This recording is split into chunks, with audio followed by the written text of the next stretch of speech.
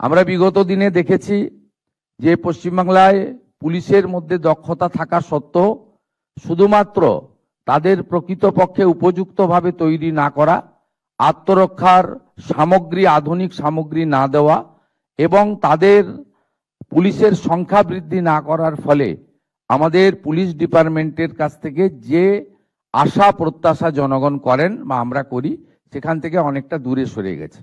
আমাদের অনেকগুলো উদ্যোগের মধ্যে একটি উদ্যোগ আজকে আমরা চুক্তি করলাম এবং আরো আগামী দিনে বেশ কিছু উদ্যোগ পুলিশকে কেন্দ্র করে আমরা নিচ্ছি। আমরা পুলিশের ম্যান পাওয়ার রিক্রুটমেন্ট বাড়ানোর জন্য ব্যবস্থা নিচ্ছি।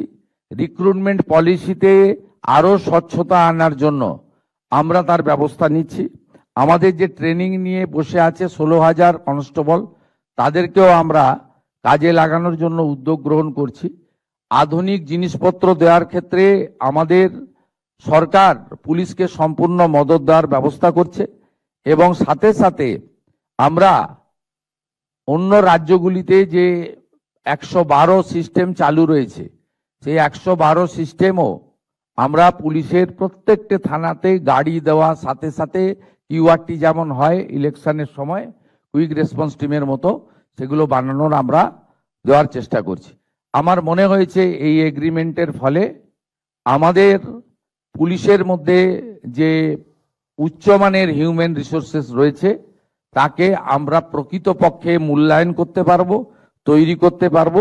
আগামী দিনে রাজ্যের আইন শৃঙ্খলা রক্ষার ক্ষেত্রে, নারী নিরাপত্তার ক্ষেত্রে, আমাদের বাংলাদেশ সন্নিহিত সীমান্ত সুরক্ষার ক্ষেত্রে এবং ভারতীয় ন্যায় সংহিতার অন্তর্গত জাস্টিস দেওয়ানোর ক্ষেত্রে বা অভিযুক্তদের বিরুদ্ধে পানিশমেন্ট দেওয়ার ক্ষেত্রে আমাদের বাহিনী অত্যন্ত উচ্চতার সঙ্গে তৈরি হয়ে উপযুক্ত সার্ভিস দিতে পারবে।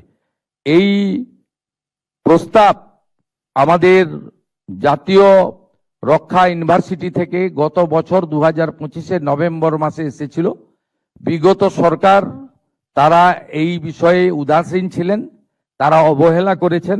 স্বাভাবিকভাবে বর্তমান সরকার আসার পরে আমাকে এই বিষয়টি মহামান্য রাজ্যপাল, তিনি তার রাজভবনে, আমি যখন লোকভবনে আমি তার সঙ্গে যখন দেখা করতে গেছিলাম, তিনি বলেছিলেন মিস্টার বিমল পাটেলের কথা এবং তারপরে অতি দ্রুততার সঙ্গে আমাদের স্বরাষ্ট্র সচিব মহোদয়া এবং ডিজিপি মহোদয় তারা উদ্যোগ গ্রহণ করে চিফ সেক্রেটারির গাইডেন্সে এটা আজকে করতে পেরেছেন।